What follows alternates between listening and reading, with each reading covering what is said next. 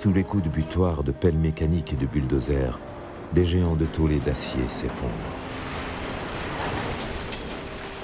Il y avait les Italiens entre eux, les Flamands entre eux, les Polonais, les Yougoslaves. C'était trop du diable. Alors après avoir fait, c'est vrai, ce tour du monde, puisque j'ai fait de nombreux films dans de nombreux pays et de nombreux continents, rien qu'au Congo, 13 films au Congo, 17 en Afrique, je suis revenu progressivement sur Liège. Avant même de faire le film ici, L'acier a coulé dans nos veines, j'ai fait Les enfants du hasard sur des petits-fils turcs, de l'immigration turque de mineurs, d'anciens mineurs.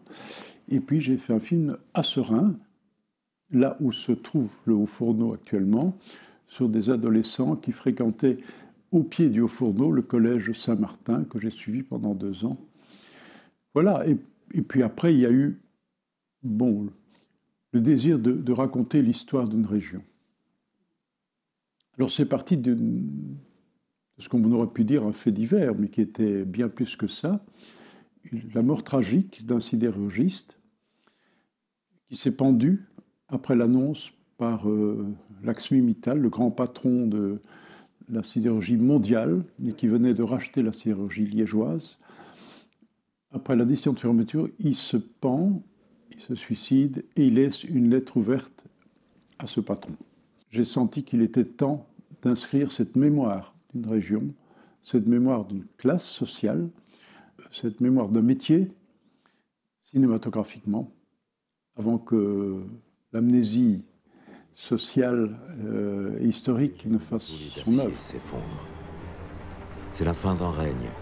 Les Hauts-Fourneaux de Liège, moteurs de toute une région, se sont tus à tout jamais. Ces cathédrales de fer, dont le cœur en fusion battait au rythme des coups de marteau, transformaient le minerai brut et le charbon en un métal qui façonna le monde, l'acier.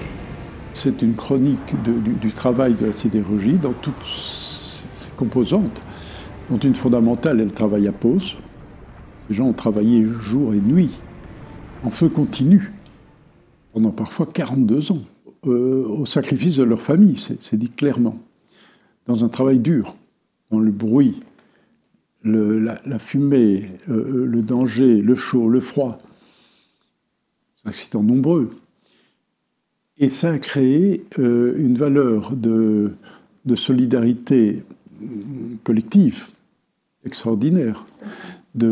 Chacun est dépendant des autres. Et en plus, ils ont été confrontés quand même à une volonté claire de destruction de l'outil sidérurgique, de désindustrialisation de la Belgique et de la Wallonie, au profit de la mondialisation. Mais derrière, il y a les hommes, le travail des hommes, qui vont évidemment essayer quand même d'être des acteurs de l'histoire, par leur révolte, par leur manifestation, par leur grève, par les séquestrations, par tout ce qu'ils ont organisé pour essayer de tenir le coup, d'assurer la survie de leur famille et de garder la tête haute, tout simplement. J'ai voulu vraiment éviter le récit militant ou le style militant. C'est un film qui n'est pas militant, c'est un film qui est humaniste.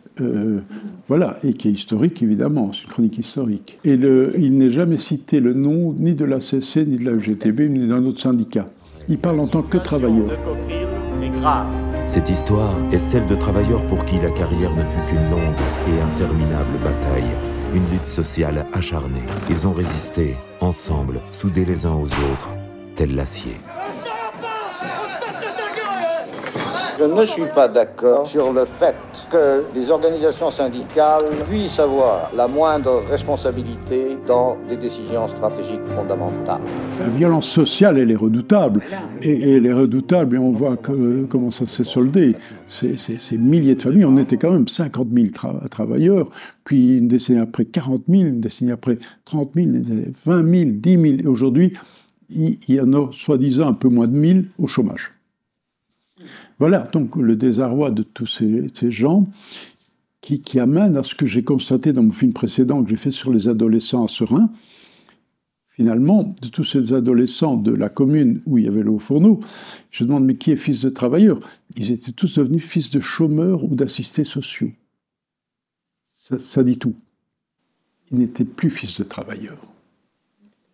La roue avait tourné. Les soldats de l'acier nous lèguent leur histoire, celle d'une solidarité sans limite et d'un amour véritable pour un métier comme il n'en existe aucun autre. Le film se termine, avant-première, ouverture du festival de films politiques, c'est évidemment plein à craquer, on doit refuser du monde, et les sidérurgistes, presque tous les sidérurgistes qui témoignent dans le film sont présents. Et à la fin du film, il y a une ovation, ils se lèvent, ils viennent au devant de la scène, et il y en a qui craquent, on en pleure, ils me remercient tous, et ils expriment une fierté, et on ressent, et ça s'est confirmé, c'est devenu leur film, c'est plus mon film. C'est très bien. Donc voilà, c'est une reconnaissance et c'est gravé dans le marbre ou dans l'acier, c'est comme on veut. C'est un travail fantastique, inoubliable. Surtout, pas pour nous, mais pour la jeunesse, pour les jeunes enfants. Ils doivent savoir ce que c'est la sidérurgie. Ils doivent savoir ce que c'est qu'un combat. Parce qu'il y va de la survie des familles pour l'avenir. C'est venu.